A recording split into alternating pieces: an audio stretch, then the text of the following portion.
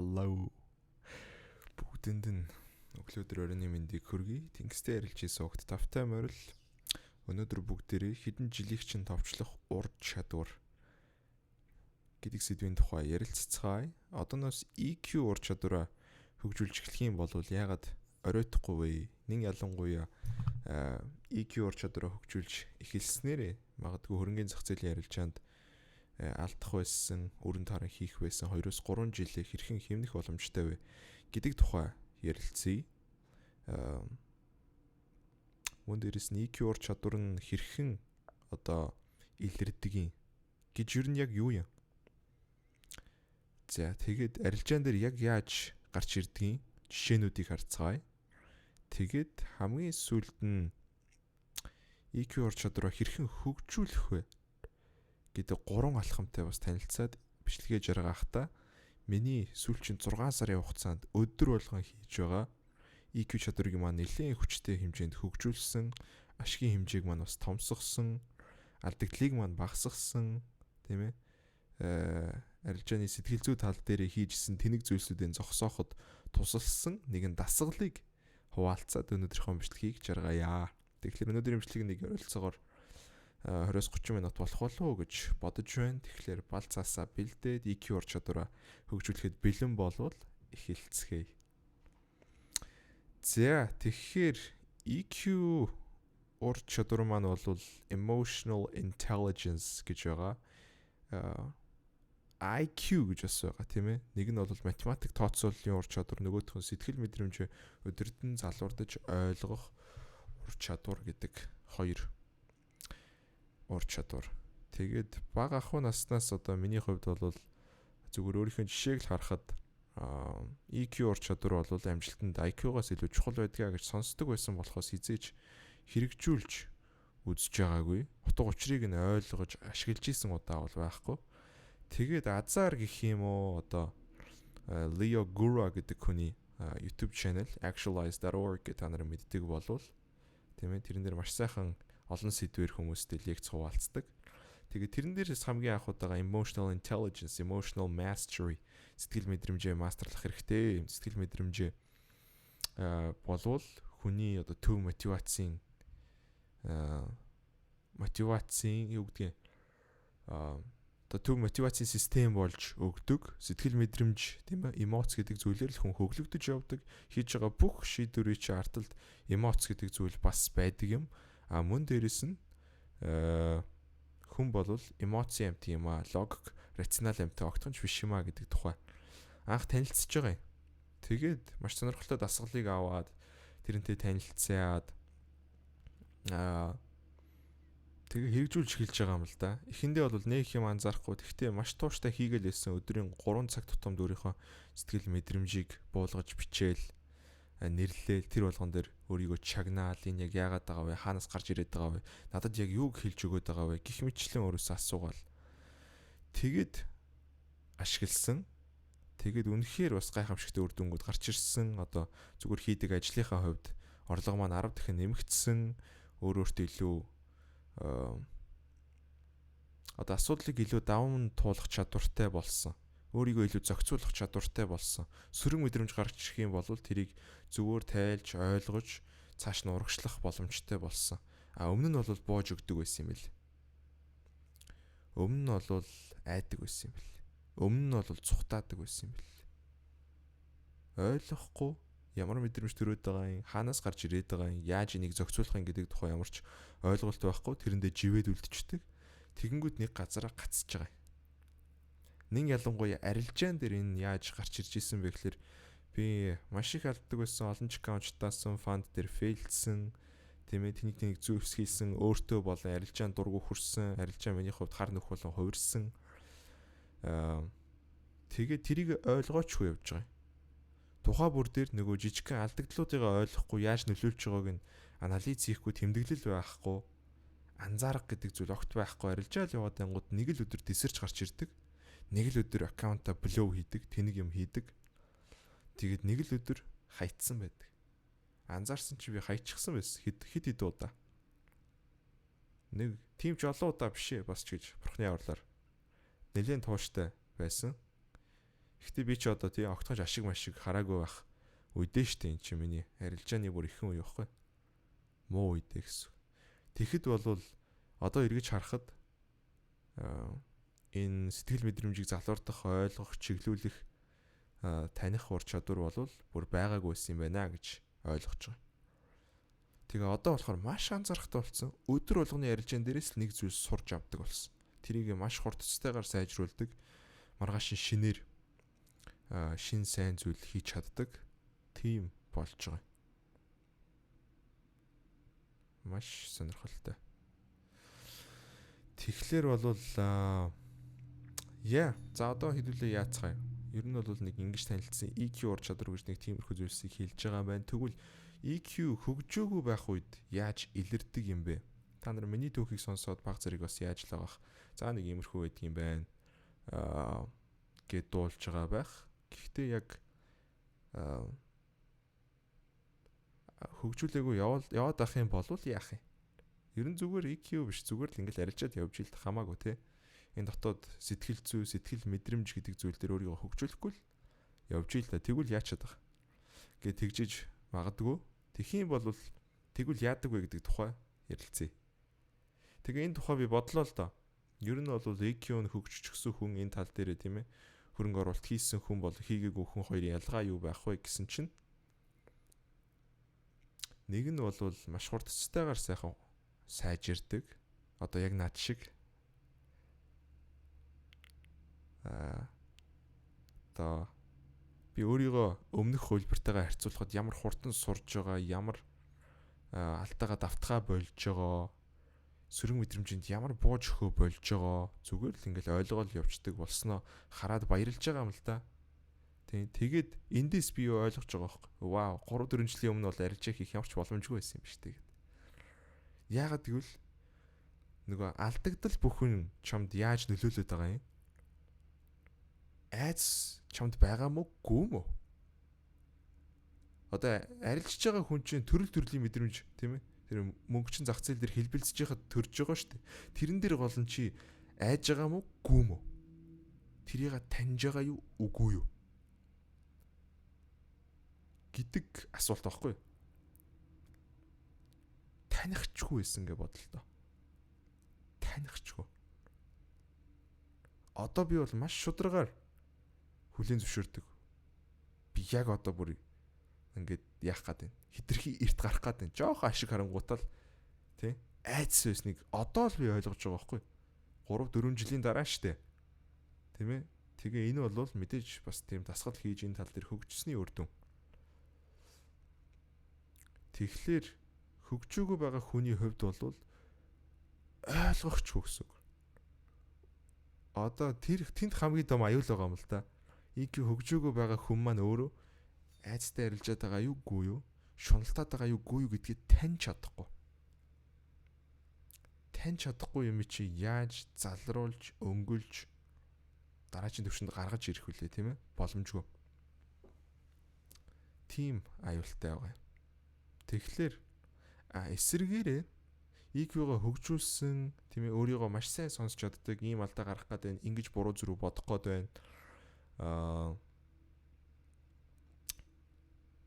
Ийм мэдрэмж яг одоо төрөөд байна тийм ээ. За тэгээд тэр маань эндээс үүсчихсэн байна гэд ойлгочихсон байгаа хүн болвол окей. За нэг өдрийн арилжаа алдаж болно.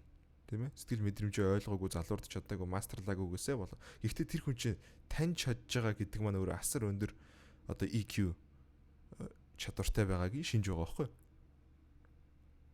Тийм учраас тэр хүн маргааш нь гарч ирээд ийм үед би айгаад идэх шүү гэд нөгөө тэнийг юма хийхгүй. Шуналтаад идэх шүү гэд нөгөө дохион гараад ирэнгүүт тэрийг дахиад хийхээ болчихж байгаа. Тэндээс тэнгэр газар шиг ялгаа гарч ирнэ. Тухайн арилжаа чи одоо өсөлтөн тийм ээ.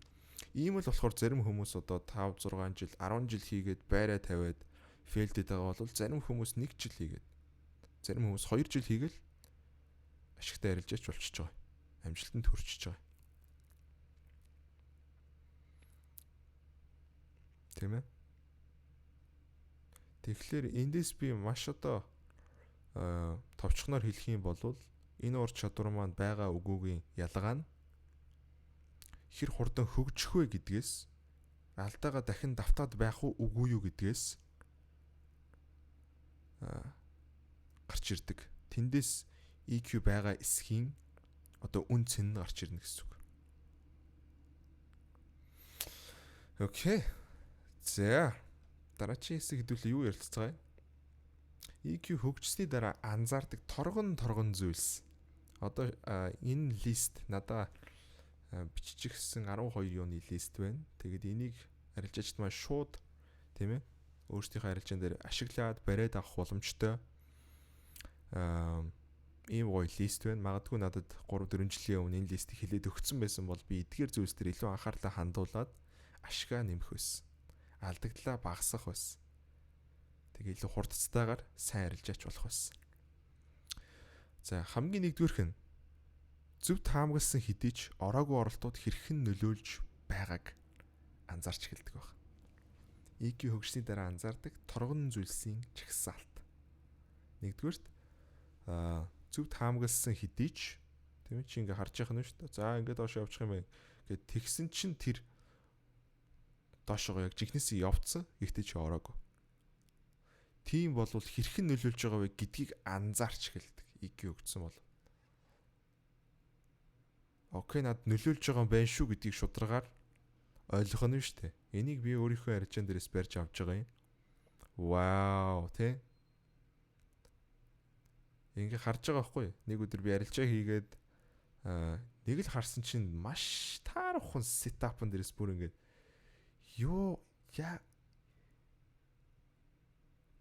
хизээ би юун дээр иймэрхүү юм дээрс ордог байсан юм бэ гэмээр юм дээр орцсон байгаа байхгүй юу? Тэгээд би ингээд бодож байгаа. Окей, за ингээд хоошлуулаа бодоод ингээд тэгсэн чинь яг тэрний өмнөхөн би 2 анализ хийгээд 2 ашигтай арилжааны анализ хийгээд хоёулаа миний нүдний өмнө яваад тэрэн дээр би ороог байгаа байхгүй юу? Тэгээд яг тэрийг харчаад өөртөө итгэл нэмэгдээд нэгдүгээрт хоёрдугаарт бас цагаахан юу төрөөд новш би яасангүй. Одоо тий барьж авсангүй. Тэгээд одоо арай баг нэг дутмаг сетапн дээр орчиж байгаа байхгүй. Гэх мэтлэн зүйлсийг би одоо эргүүлж харуулангууд дараачийн удаа хэдий би харж исэн ч гэсэндээ миний зүгт явчихсан арилжааг хараад одоо би яахгүй гэсэн. Окей. Яв. Гэ би байж идэг болчихсон байхгүй одоо. Нэгдүгээрт. Тэгэхээр залуучууд маань ч гэсэн энэ дээр анхаарлаа хандуулж болох нэ. Чартн дээр харж агаад ороог барилжаа чинь чамд хэрхэн нөлөөлж байна. Магадгүй яарч дараачийн оролт руу оруулах гэдэг юм биш үз гэд бодох нь. За хоёрдугаарх нь арилжиж байх үед сэтгэл зүйн байдал ямар байгааг. Энийг анхаарах хэрэгтэй. Анхаарал хандуулах хэрэгтэй. Энийг чухалтайгаар авч үзэх хэрэгтэй. Заримдаа жоохон унжигар байна. Заримдаа жоохон назарсан байна. Заримдаа жоохон гисэн байна. Заримдаа маш сэргийг байна. Тийм ээ? Тэгэхээр тэрийг анзаарахгүй өмнө арилждаг байсан. Одоо бол би маш анзаарахтай арилжаад зарим үед бол окей. За өнөөдөр бол би угаасаа тий арилжаанд орсон ч гэсэн ардаас нь тэрийг зохицуулаад явж явах хүчгүй байна гэдгийг анзаараад хоошоо суучдаг. Окей. За болчихё доо гэдэг шийдвэр. Тэгээд тэр маань өөрөө надад маш их одоо алдагдлаас сэргийлж байгаа юм нэгдүгээрт. Хоёрдугаарт тэгвэл би арилжаан дээр ямар байдлаар яах ёстой бэ? Ямар сэтгэл мэдрэмжтэй, ямар бэлтгэлтэйгээр зах зээл дээр гарч ирэх ёстой вэ гэдэгт надад шин зүйлийг сургаж байгаа. Нойртой байх хэрэгтэй юм байна. Өдрийн зөв зөвхөн арилжах хэрэгтэй юм байна. Би бэлэн байх хэрэгтэй юм байна, тийм ээ? Төлөвлөгөөгөө бэлтчихсэн байх хэрэгтэй юм байна. Гэх мэтлэн зүйлсүүд гарч ирж байгаа. За 3 дугаарх нь анхаарал төвлөрөл, сонор сэрэмж, бэлэн байдал хэр байгааг. За өмнөх юутай багхан зэргийн холбогдно. Гэтэ яг ч одоо адилхан арай биш. Анхаарал төвлөрөл рүүгээ илүү анхаарах нь байна. Сонор сэрэмж. Тийм ээ, хаана юу болоод байна гэдэг дээр илүү бас анхаарах нь байна. За тэгэхээр хамгийн сүүлчийнх нь бэлэн байгаа байдал гэж байгаа. Өмнөх хүн маань бол сэтгэл зүйн байдал гэсэн шүү дээ. Одоо бол бид нэр бэлэн байгаа байдал. Энийг хэрэгжүүлээгүйсээ болоод би хичнээн ашигтай ярилж алдчихсан гэж. Яг одоо сүртэй. За сүртэй ер нь бол бэлэн биш байсан болохоор тийм ээ. Яг нөгөө гоё хэсэг дээр хурж ирээд яваад өгдөг. Тэгтэл тэрийг би дараа нь ойлгож байгаа байхгүй юу? Би бэлэн байжсэн болвол яг энд эрэхтэн гэд би харчихсан байжсэн болвол тийм ээ. Яг одоо л чартн дээрс боломж харах гээд байгаа биш. Тун удахгүй хаана юу болох боломжтой вэ гэдг дээр би бэлэн байсан болвол ямар гоё ярилцлагуудыг барих боломжтой байсан бэ? Гэх мэтчлийн зүйлсүүдийг барьж эхэлж байгаа. За, дөрөвдүгээрх нь сүүлийн 3 арилжаа хэрхэн нөлөөлчихсөн байгааг. Trading in the zone уншсан залуучууд маань байх юм бол сайн мэдж байгаа байх. Сүүлийн 3 арилжаа чамд хэрхэн нөлөөлчихсөн байгаа вэ? Энд дэр trading in the zone дээрээс хэлдэг хамгийн энгийн бас гоё санаануудын нэг сүүлчийн 3 арилжаа чинь чамайг тэг ямар ч байдлаар хит өөртөө ихтэй болгож явахсгүй 3 хожил байсан ч юу ч байсан.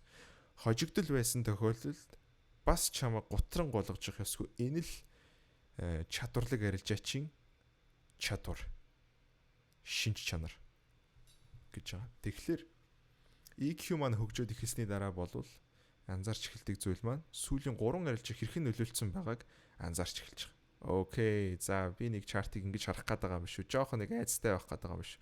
Жохон нэг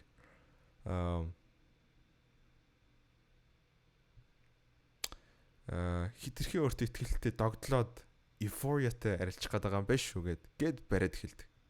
Тэрийг барьж авч чадах юм бол өөрийгөө тэгж сонсож ойлгож чадах юм бол яах боломжтой. Тэрийг зөв чигтэн чиглүүлэх боломжтой. Одоо бичлэгнийхаа төгсгөлд хэдүүлээ юг ярилцсанаа. Хэрхэн одоо энэ EQ-г ашигладаг юм бэ? 3 алхмаар.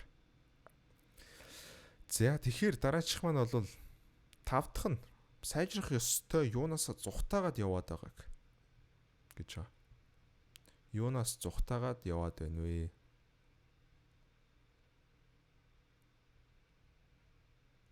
EQ таарахын байгаа хүн бол энийгээ мэдхгүй. Тийм ээ. Зарим нэг хэсэг би арга барил маань жоохон дутмаг байгаа юм байна. Сэтгэл зүй маань бас жоохон ингээд байгаа юм байна. Гэх мэтлэн маш олон дутмаг хэсгүүд байгаа. Энэ бол сайнны дохио болохоос биш, тийм ээ. Нуух зүйл биш. Энэ бол зүхтах зүйл биш.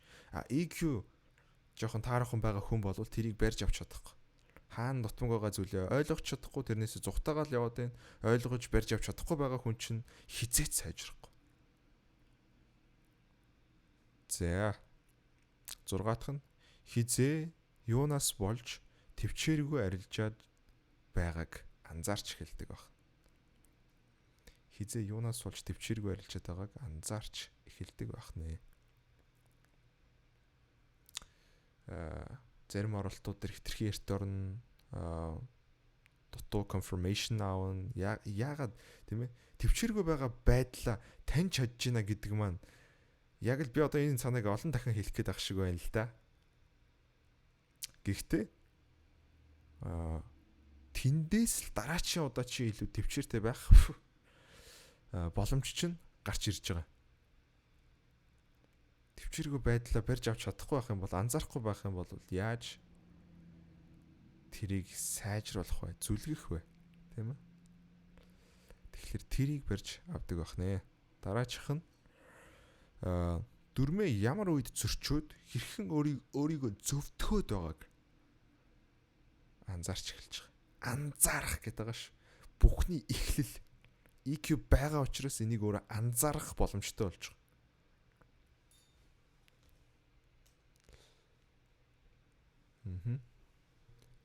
Хизээ өөрийгөө зөвтгөхөд байна. Жишээлбэл би өөрийгөө одоо ингээ харах юм бол бас заримдаа зөвтгсөн байгаа байхгүй.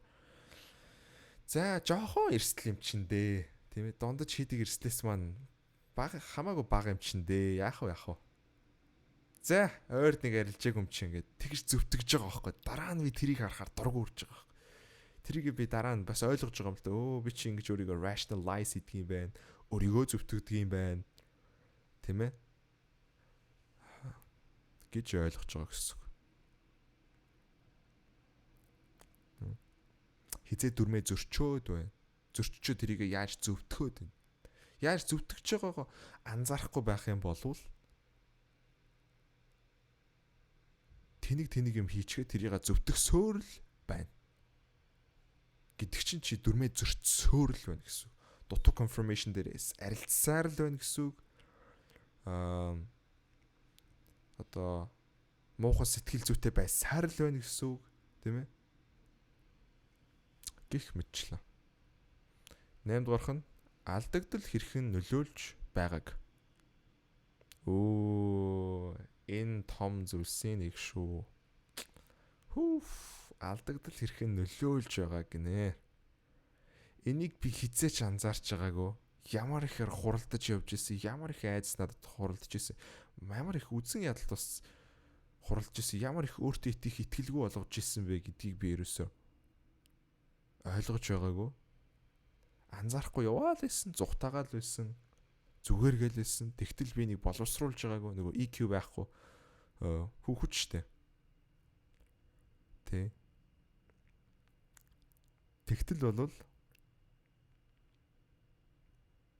анх удаага энийг анзаарч эхэлж байгаа. Алдагдал гэдэг чинь нэгдүгürt миний эгог өвтгдөг юм байна.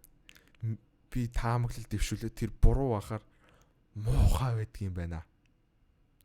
Нэгдүгürt, хоёрдугаарт алдагдал хүлээгээд данснаас мөнгө гараа явахаар бас өвддөг юм байна гэдгийг барьж авч байгаа байхгүй. Тийм ээ. За дараачих нь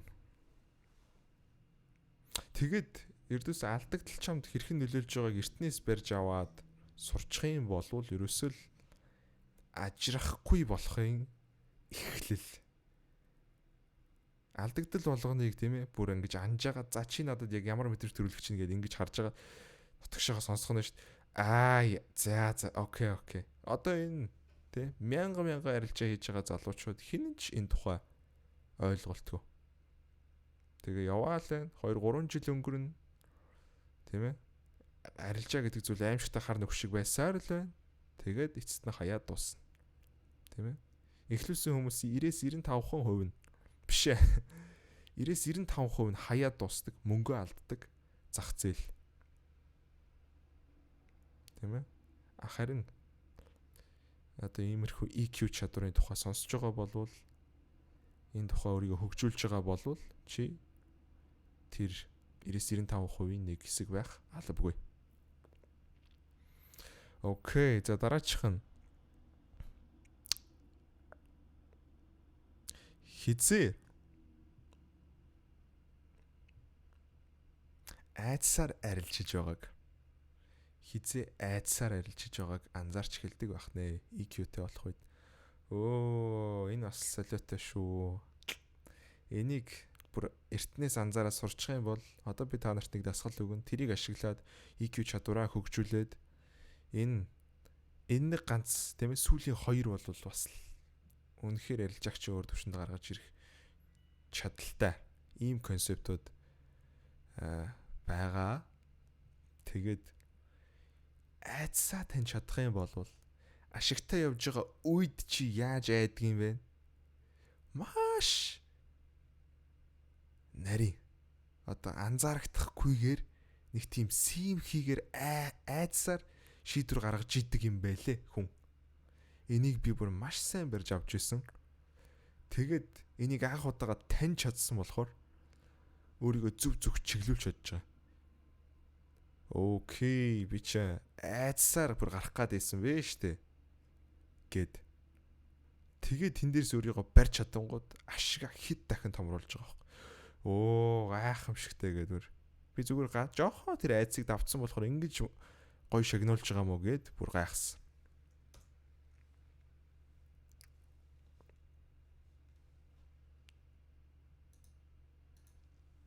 За.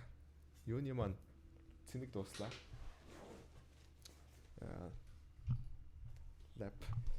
Лаптны маань. Тэгэхээр сэнгэлцгээе.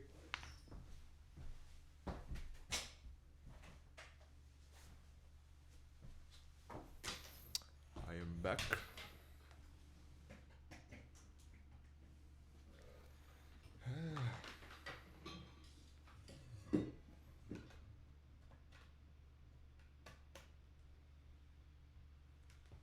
Yeah. Тэгэхээр хэрвээ хизээ айцтай арилжаад байгаа вэ гэдгээ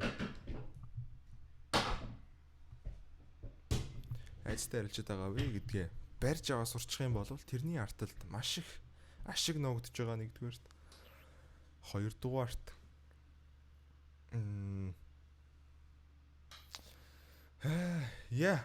хоёрдугаарт одоо тий стоп лоссоо зөөгөөд байгаа энтер гэдэг асуудлууд бол ерөөсөө л юунаас улбаатай байгаа. Айцсаас улбаатай. Тэгэхээр EQ ур чадвар маань энийг бас таних боломжтой болгодог бахнэ. За листэнд маань одоо ерөөсөө 3 айтем үлдсэн байна.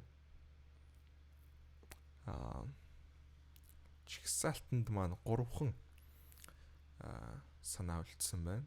10 дугаарх нь хизээ зах зээлд реакцлж хандаад байгаа вэ гэдгийг. Реакцлж хандж байгаа бүх юмн дээр чи хүчээ алдсан байдаг. Реакцлж хандж байгаа тохиолдолд магадгүй бараг 10-аас 9 удаа буруу шийдвэр гаргаж идэг. Реакцлж юмд хандна гэдэг бол ер нь л үхлийн эхлэл. Тэгэхээр тэднэрийг анзаараад бариад авчих юм бол тухайн мөчүүдэд дараачийн удаа бэлтгэлтэй байна. За 11 хэрхэн чартыг гуйвуулж ойлгоод байгааг.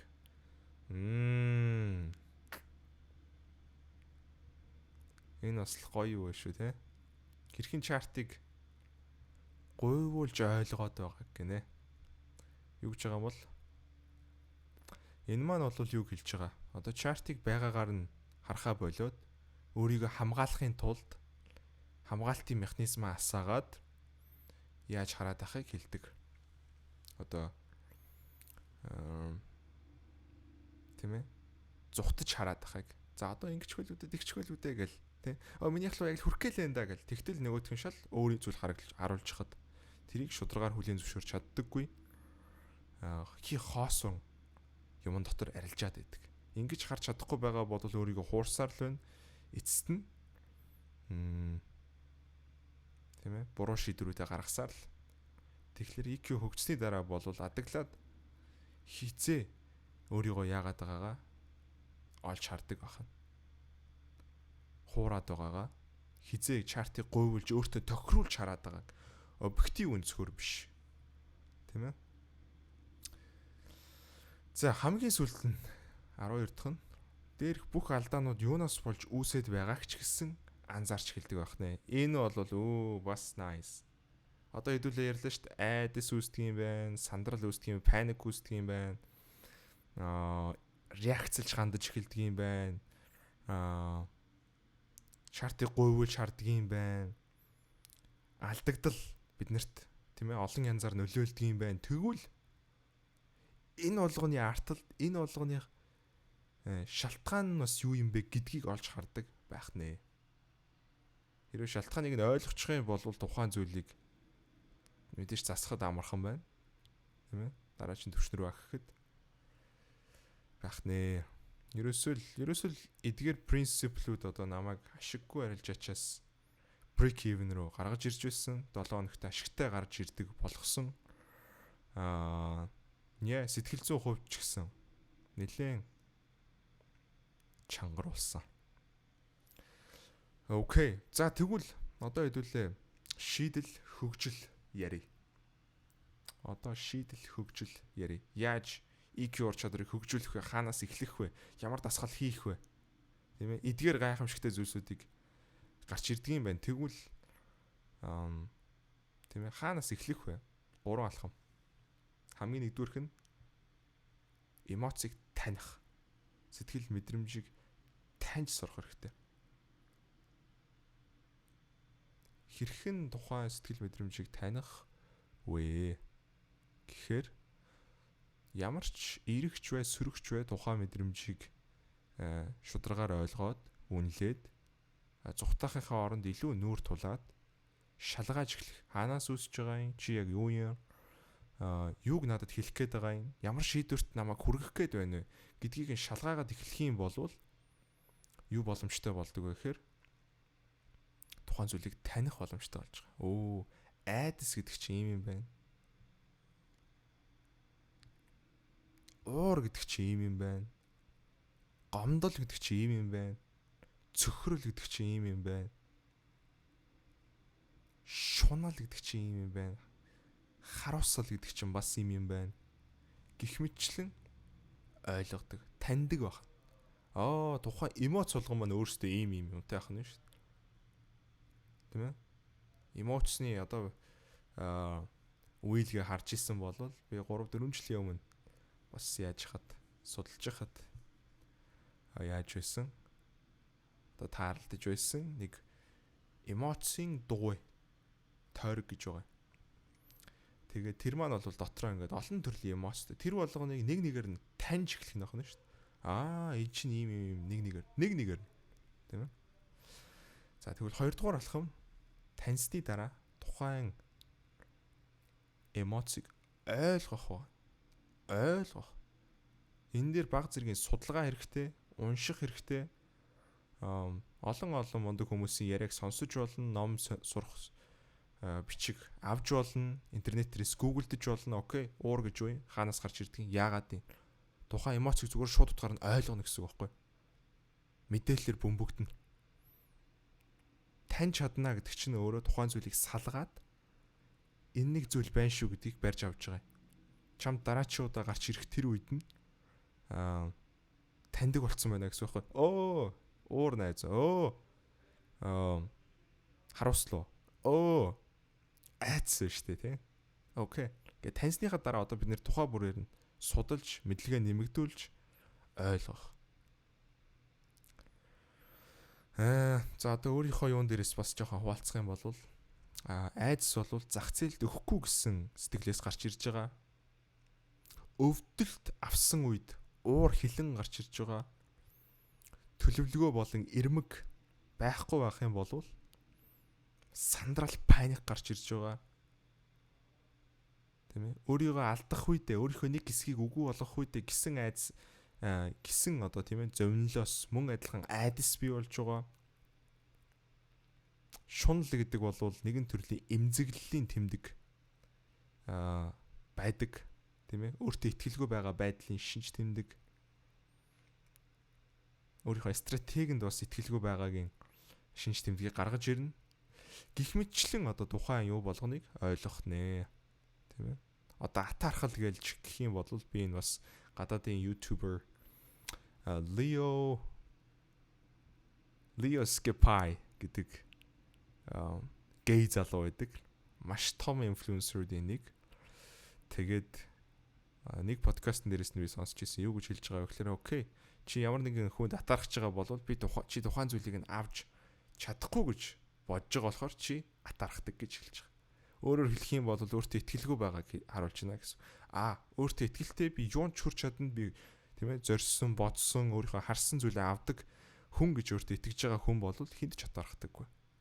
Тэгэхээр атаархал гэдэг мэдрэмжийг ингэж ойлгосноор бид нэр дараачийн удаа одоо атаархал дотор мэдрэгдэн штэ. Тэр үед нь яах боломжтой болж байгаа. Би чи тий яагаад би яана гэж өөртөө итгэлгүй байна гэж өөртөө тийм ээ далд ухамсарын төвшөнд ч гэсэндээ би одоо энэ хүнд байгаа зүйл надад хизээч байх боломжгүй гэж би итгэнэ гэж юу гэ тэгэнгүүт мэдээч үгүй тийм ээ. Окей. За тэгээ хамгийн сүүлд нь бол залуурдах. Таньсан, ойлгосон бол залуурдах боломж. Бидний шийдэл маань энэ байна тийм ээ. Хэрвээ таньчихсан бол окей. За энэ гараад ирлээ. Тухайн зүйлийг чи ойлгоцсон. Тэгвэл зөв нь юу байх хэвчтэй. Жарилж явахдаа юу мэдэрч явах хэвчтэй. Юг зөвөр ойлгож явах хэвчтэй ингээд зүгээр л зөв чиглэл рүү чиглүүлэх юм баг. За энэ дээр магадгүй одоо тийм миний дуртай хийх дуртай зүйл бол магадгүй нүдэ анах. Гүнзгий амьсгаа авах, тайвшрах, багахан зэргийн бясалгал хийх, тэгээд өөрийгөө зөв чиг рүү хандуулах. Окей. айх ямар ч шаардлага байхгүй. Окей, алдвал алдна л үз. Бид нэр угаасаа л ямар тоглоом тоглож байгаагаа мэдж байгаа шүү дээ. Юунд гарын үсэг зурж орж ирж байгаагаа бид нэр мэдж байгаа шүү дээ. Ямар салбар үлээ гэдгийг бас мэдж байгаа шүү дээ. Гэх мэтлэн тийм ээ. Гэж залуурдах нэ. Окей. За энэ хүртэл цуг байсан залуучуудаа баярлалаа. Бичлэгээ дуусгахтаа бүгдээрээ арай болоог байна. Нууц нэг дасгалыг хуваалцаад дуусгая. Тэр нь болохоор надад тусалж ийсэн маш энгийн EQ хөгжүүлэх дасгал. Энийг болохоор actualize.org-ийн Leo Guragаас авч байсан 6 сарын туршид одоо хийсэрч байгаа тийм ээ. Миний амьдралын нэлийн олон хэсгүүд дээр бас тус дэмээ харуулсан ийм сайхан дасгалыг хуваалцъя. За тэр маань юу вэ гэхээр дараачийн 3 сар мэдээж одоо над шиг өргөжлүүлж хийж болно. EQ чадвараа илүү өндөр түвшинд илүү гүнзгий сайжруулъя. Бүр нарийн мэдрэмжүүдийг барьж авдаг бол илүү гярхаа болъё. Илүү өөрийгөө залуурдах чадвараа тийм ээ next level болгоё гэж байгаа залуучууд маань байх юм бол 3-аас ч дээш сар хийж болно. Гэхдээ хамгийн ихний ээлжинд бол 3 сар өдөр болгон 3 цаг тутамд утасныхаа ноутыг гаргаж ирд юм уу, дэвтэр балаа гаргаж ирд юм уу, тийм ээ сэрүүлэг тавьж агаад бүр яа 3 цаг тутамд өөрийнхөө мэдрэмжийг журналдна. Цагаа тавилаа. Тухайн цаг болгон дээр яг үнэнчээр зогсоод тийм ээ яг шударгаар чи яг юу мэдэрч байна гэдгийг буулгаж өчнө. Оновчтой нэрлэх тусмаа илүү сайн тийм ээ мэдрэмжийг зүгээр хараад барьж авдаг шууд оновчтой нэрлэж чаддаг болох энэ чадвар маань өөрөө EQ чадвар хөгжиж байгаагийн юу байгаад байгаа юм хөгжиж байгаагийн шинж тэмдэг байгаад байгаа. Тэгэхээр бол энэ дасгалыг хийгээд үзээрэй. Тэгээд сонирхолтой байх гэж найдаж байна. Ер нь бол маш их сулардаг, тайвшруулдаг, тийм ээ. Магадгүй ч юм жоохон нэг тийм хэцүү байгаа бол нэг ялангуяа энэ дасгал бол баг одоо тийм ээ therapy баг юм болох үс. Ийм дасгал байдаг. Тэгээд 3 сарын дараа бол чи төсөөлөөгүй тийм хэмжээнд урагшаа гарч ирсэн байна. Магадгүй сөрөг мэдрэмжүүдийг ажирхаа болсон байна. Тэгээд эцэст нь арилжаа хийж байгаа болвол хүмүүсийн 3-аас 4 жил гаргадаг үр дүнг намайг гүцхнэ. Үр дүнг 6-аас 1 жилийн дотор гаргаж ирэх боломжтой байх нэ. Окей. За тэгэхээр энэ хүрээд өнөөдрийнхөө бичлэгийг өндөрлцгөөе. Цуг байсан залуучуудаа баярлалаа. 100% үн төлбөргүй сургалт арилжааны цогц дэмжлэгийг авахыг хүсэж байгаа юм бол лайв арилжаа, Telegram арилжааны санаануудыг мөн авахыг хүсэж байгаа залуучууд байх юм бол 100% үн төлбөргүй доор линкийг нь үлдээчи тэрүүгээр орж ирээ бид нартэй нэгдэж болно тийм ээ сүүлчийн 4 жилийн мэдлэгээ базчихсан энгийн арга барилаар 6 сарын хугацаанд хэрхэн одоо агсан төвшөнд арилжах боломжтой вэ? Илүү дутуу бүх зүйлсүүдийг нь хасаад хэрхэн зөв сэтгэл зүйтэйгээр бас эхлэх боломжтой вэ гэдэг одоо өөрийнхөө тийм ээ 4 жил цуглуулсан бүх зүйлсүүдийг базаад хийчихсэн сургалт байж байгаа. Надад нэг ч төгрөг төлөх шаардлага байхгүй. Тэгээд тэрийг доор линкийг нь үлдээчи. Тэгээд шууд ганцаарчлан ажиллах сонирхолтой залуучууд маань бас байх юм бол доор линкийг нь үлдээчи. Тэгээд бичлэг таалагдсан бол лайк, sub тэгээд ямархуу асуудлууд тулгарч байна, ямархуу сэдвүүдээр бас яриулмаар байна. Комментэн дээр нээлттэй үлдээгээрэй. Тэгээд дараагийн бичлэг хүртэл goodbye.